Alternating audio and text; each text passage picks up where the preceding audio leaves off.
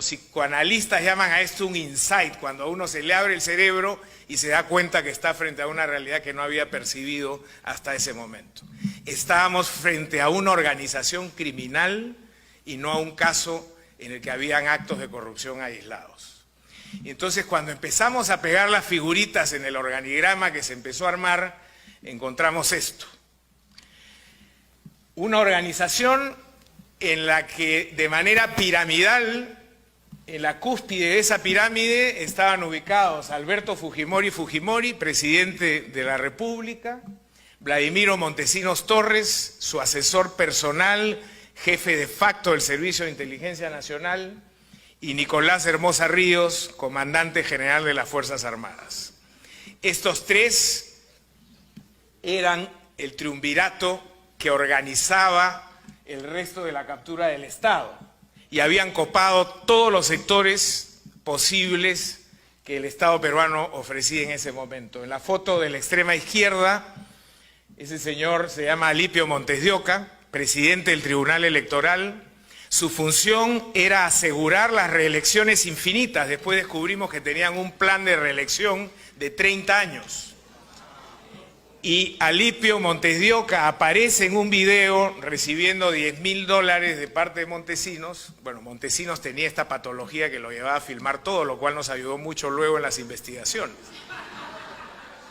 Y ahí Montesinos le dice, mira, Alipito, se llamaba Alipio, pero decía Alipito, vas a recibir $10.000 mensuales adicionales a tu sueldo para que tú te encargues de que las reelecciones siempre sean posibles y que los candidatos de la oposición no puedan prosperar. Ese fue básicamente el objetivo perseguido desde el ámbito electoral. Este señor y dos magistrados más del Tribunal Electoral, asalariados por Montesinos, básicamente se encargaron de hacer posibles los fraudes electorales sin sobresaltos para la organización. Este señor hoy está condenado a 10 años de prisión, conjuntamente con los otros dos vocales que hicieron posible esta circunstancia.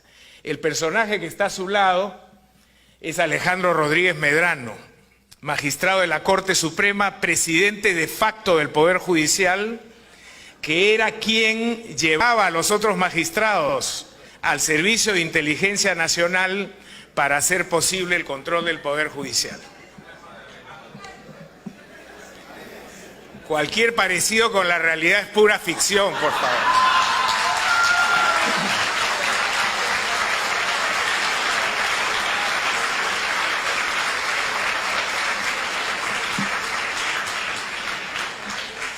El Poder Judicial cumplía 3 objetivos en el contexto de los planes de esta organización criminal. En primer lugar, aseguraba la impunidad de la organización. No había un solo caso que pudiera pasar al sistema judicial y que terminara en una sentencia condenatoria. En segundo lugar, era el bulldog del régimen, perseguía a los enemigos políticos, les abrían casos penales, los obligaban a huir del país. Lo hicieron con algunos magistrados del Tribunal Constitucional, con Baruch Ifcher, propietario de Canal 2, y otros que empezaron a cuestionar a el gobierno y su red ilegal. Entonces se convirtió en un instrumento de persecución política. Y en tercer lugar, fue un aparato extorsivo. Cuando encontraban casos donde había mucho dinero, casos de mineras, de pesqueras, de grandes inversiones, aparecían y se vendían a una de las partes para asegurarles un resultado. Si las vacas estaban flacas y no había muchos casos, entonces los creaban, se inventaban casos, denunciaban a personas y luego les cobraban para archivarles el caso que ellos mismos habían generado. Y esta fue entonces una de las cajas chicas de la organización criminal. El sujeto del medio es Víctor Joy Guay, presidente del Congreso, operador político de la organización criminal, era el encargado de tener alineados a todos los congresistas para que votaran en determinadas circunstancias. En esa época la tecnología celular no estaba desarrollada y entonces todo se manejaba por Viper y los convocaban por Viper a votar y ahí se enviaban las instrucciones del régimen para que se alinearan en lo que el triunvirato decidía hacer. Y además era el encargado de enlazar con los medios de comunicación social para que hubiera una sola voz. En ese momento en el Perú habían 7 canales de televisión abierta y 2 canales de cable. De los 7 canales de televisión abierta, el gobierno tenía comprados a 6, y tenemos los videos donde aparecen entregando millones de dólares, siempre en la sala del Servicio de Inteligencia, para comprar la línea editorial, que la prensa no cuestionara al gobierno y que más bien atacara a sus enemigos. Y el 7º canal no lo compraron porque era el canal del Estado, entonces ese era gratis. Con lo cual tenían 100% del control de la televisión abierta, y de los 2 canales de cable compraron uno por 10 millones de dólares y el otro jugó un papel muy relevante en la caída del régimen, que fue Canal N, que subsiste hasta el día de hoy, un canal solamente de noticias. El calvo que está a su izquierda es el señor Venero. Venero era el financista de la organización, el encargado de sacar el dinero a los paraísos fiscales, de operar con los bancos y sacarle los fondos, robarle los fondos a la Caja de Pensiones Militar y Policial, que es fue una fuente de financiamiento permanente de esta organización. Y estuvo, por supuesto, vinculado a una serie de fraudes presupuestales que permitieron que Montesinos acumulara un conjunto de certificados al portador, donde tenía decenas de millones de dólares. Y finalmente, en la foto que no se nota, ese es un general del ejército. El ejército cumplió un rol también bajo el control de esta organización, porque el ejército está en el Perú bajo el control de la zona donde se produce la hoja de coca. El Perú es el primer productor de cocaína en el mundo y esta era una fuente inagotable de recursos. Se cobraban cupos a las organizaciones narcotraficantes para que dejaran despegar a las avionetas o pasar a las embarcaciones, y ese dinero iba repartiéndose entre los militares de la zona y llegaba luego a Montesinos. También fueron utilizados los militares como un aparato de violación de derechos humanos, y ahí se crea el famoso Grupo Colina, que hoy está desbaratado, todos en prisión, que básicamente se dedicó a asesinar a aquellas personas que se sospechaba o sospechaban ellos que estaban vinculados a organizaciones terroristas.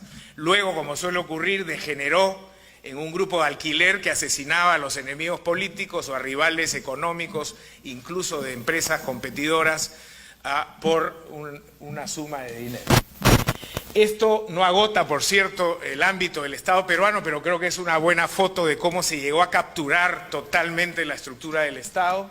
En la parte superior había un aparato administrativo con abogados, contadores, militares, asesores de inteligencia que le daban movilidad a toda esta organización. Bueno, esto es lo que encontramos a las muy pocas semanas de iniciar las investigaciones. Un poder ejecutivo capturado, un poder legislativo capturado, la administración de justicia sometida, el poder electoral sometido, las Fuerzas Armadas y policiales totalmente contaminadas. Hay un video donde se observa a toda la plana mayor de las Fuerzas Armadas, Fuerza Aérea, Marina de Guerra del Perú, Ejército y Policía, que fueron convocados a una asamblea más o menos de este tamaño y tenían que pasar todos por una mesa firmando un acta de subordinación a Vladimiro Montesinos. Ese probablemente fue el acto más humillante por el que tuvieron que pasar las Fuerzas Armadas del Perú, totalmente sometidas a esta organización criminal. Y en el ámbito del sector privado, por supuesto, también hubo una comparsa de muchos empresarios, no solamente los dueños de canales de televisión y de prensa escrita, también estaban ahí varios empresarios que prefirieron someter sus voluntades a los designios de Montesinos a cambio de determinados favores en leyes, reducción de aranceles, etcétera, y por supuesto el sistema financiero. Tenemos varios videos donde aparecen banqueros conocidos instruyendo a Montesinos de cómo poder lavar su dinero hacia paraísos fiscales sin riesgo alguno. ¿Cómo se financiaba esta organización? Logramos determinar que tenía varias fórmulas. En primer lugar, había, digamos, una caja para el gasto corriente, que era una caja que se armaba con 4 millones de dólares mensuales que recababan de las Fuerzas Armadas. Cada jefe de una de las Fuerzas Armadas tenía que llevar $1 millón. Ejército, Marina, Aviación y Policía hacían los 4 millones de dólares mensuales que servían para pagar a los jueces, a los fiscales, a los dueños de los canales de televisión, etc. Y luego habían también una serie de negocios colaterales que ya no eran caja chica, sino que producían las grandes sumas de dinero. Sobrevaluaciones de obras de infraestructura, contratos entregados a determinados grupos económicos, sobornos por compra de infraestructura militar, armamento, bajo el manto de la seguridad nacional. Se cometió mucho robo en ese caso, entrega de concesiones nacionales, saqueo de la caja de pensiones militar y policial, y en fin, un sinnúmero de negocios ilegales que le permitían manejar cientos de millones de dólares a esta organización.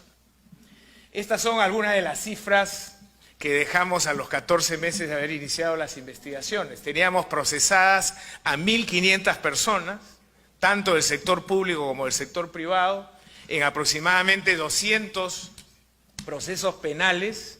Se han logrado recuperar, esa cifra está un poco desactualizada, a la fecha son un poco más de 300 millones de dólares, 45 de Suiza, 35 de Estados Unidos, ahí vamos a ver ahora un mapita de eso, y el resultado fue la extradición y condena de Fujimori y también lo mismo con Montesinos y Hermosa Ríos.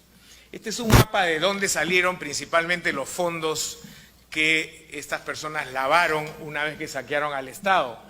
Las cifras más importantes estaban en Suiza, donde habían 115 millones de dólares en cuentas básicamente en Zúrich.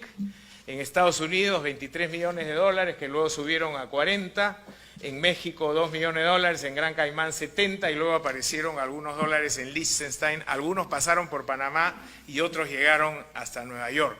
Entonces hubo una dispersión en el lavado del dinero que fue materia de saqueo en el Estado peruano. Este es lo que yo llamo la galería de nuestros presos notables.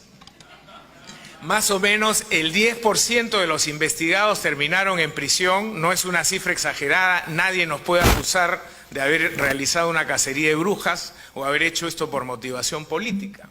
Pero verán ustedes que los 3 jefes de la organización hoy están condenados a 25 años de prisión, que es el máximo que el sistema peruano permite o permitía en ese momento, que son Fujimori, Montesinos y Hermosa, capturados y detenidos 4 ministros de Estado, el presidente del Congreso y varios congresistas, el presidente del Poder Judicial y jueces de todas las denominaciones, Suprema, Superior, Primera Instancia, el sistema electoral, el jefe de la Organización Nacional de Procesos Electorales, el presidente del Jurado Nacional de Elecciones y el presidente del Tribunal Electoral, todos se fueron a prisión. La fiscal de la Nación, que fue condenada a 10 años de prisión al demostrarse que también estaba en la planilla de Montesinos, y fiscales de distintas denominaciones, varios alcaldes, y probablemente la cifra más importante, más impactante diría yo, es 14 generales de las Fuerzas Armadas y de la Policía Nacional fueron capturados en una noche y llevados a prisión por vínculos probados con esta organización criminal. En el sector privado, varios dueños de televisión y banqueros terminaron en prisión, no todos los que hubiéramos querido, pero en ese caso era más complejo porque podían pagar defensas mucho más sofisticadas que las de los otros procesados y complicaron mucho las investigaciones. Pero en todo caso, creo que esto da una imagen del impacto que esta red criminal tuvo en el Estado peruano. Una tercera innovación que nos permitió avanzar rápidamente en la investigación fue el desarrollo de nuevos instrumentos legales. El Código de Procedimientos Penales del Perú databa de 1941. Era un código obsoleto creado para el crimen tradicional, los homicidios, las estafas, el robo, pero no para el crimen organizado. Entonces, cuando nosotros empezábamos a investigar a alguien, teníamos primero que ir a la policía, luego al fiscal, eso demoraba 2, 3, 4 meses, y cuando llegábamos al juez ya para pedir la orden de captura, esa persona estaba fugada fuera del país. Entonces logramos pasar algunos proyectos de ley que rápidamente fueron adoptados por el Congreso. Los congresistas estaban desconcertados, aprovechamos de eso, debo decirlo ahora, porque si no probablemente nunca hubieran aprobado esto, pero nos dieron la posibilidad de tener una ley que permitía, en primer lugar, adoptar medidas cautelares extraordinarias, no tener que pasar por una investigación previa para solicitarle al juez una orden de captura o que alguien no pueda salir del país o allanar un domicilio y requisar documentos o embargar provisionalmente bienes. Si encontrábamos indicios, íbamos con esos indicios inmediatamente al fiscal, el fiscal evaluaba lo que tenía al frente y le pedía al juez que dicte una orden de ese tipo y el juez lo hacía, obviamente bajo su control y por plazos determinados que no podían exceder los 15 días en los casos de las detenciones. Eso nos permitió cerrar las fronteras, agarrar a los corruptos rápidamente, ponerlos bajo investigación y con una norma complementaria que logramos también que fuera aprobada en paquete por el Congreso, abrimos la posibilidad de la colaboración eficaz. La experiencia desde la investigación de la mafia italiana y la de Chicago, etcétera, ha arrojado una verdad que hoy día no acepta, creo yo, contrastación. La mejor manera de penetrar en organización criminal es a través de la delación. Hay que alentar la delación. Y entonces se han creado estos sistemas que se llaman sistemas premiales, por los cuales uno canjea con personas que están comprometidas con esa organización información a cambio de darles una sanción menor o en algunos casos incluso exonerarlos de responsabilidad. Hubo un cierto debate si esto era inmoral. Yo siempre sostuve que más inmoral era no recibir información y nunca llegar a atrapar a los que teníamos que atrapar o no saber los delitos que se habían cometido o no recuperar los dineros que teníamos que recuperar. Bueno, esta ley funcionó muy bien, tiene un proceso que no voy a explicar ahora. No era simplemente que alguien venía y decía quiero colaborar, tenía que entregar la información, había un proceso regulado para verificar que esa información era oportuna, era valiosa y era cierta. Si esa persona nos mentía, se complicaba la vida mucho más. Si lográbamos verificar que su información era cierta, se acogía al sistema de beneficios y juez y fiscal se encargaban de decidir qué suerte iba a correr esa persona. Bueno, fue tan exitosa la ley por dos razones. Primero, porque cuando salió la ley ya habíamos capturado algunos peces gordos y sabían que no estábamos hablando en broma. Y en segundo lugar, porque había mucha gente que se sintió abandonada por Montesinos y por Fujimori y que no tenían, estaban desconcertados. Entonces, lo que hicieron fue correr a tocarnos la puerta y decir, yo tengo información, quiero colaborar. La secretaria de Montesinos en el Servicio de Inteligencia y amante de él en los inicios, porque después tuvo otras, fue una de las principales fuentes de colaboración que no solamente nos dio una idea clarísima de cómo estaba funcionando esto, sino nos entregó documentos, nombres, números de cuentas, etcétera. Entonces, abrir un espacio para este tipo de negociaciones para nosotros ha sido una decisión sumamente exitosa. Por supuesto, tiene que hacerse con seriedad y si es así, otorga una serie de beneficios a la investigación.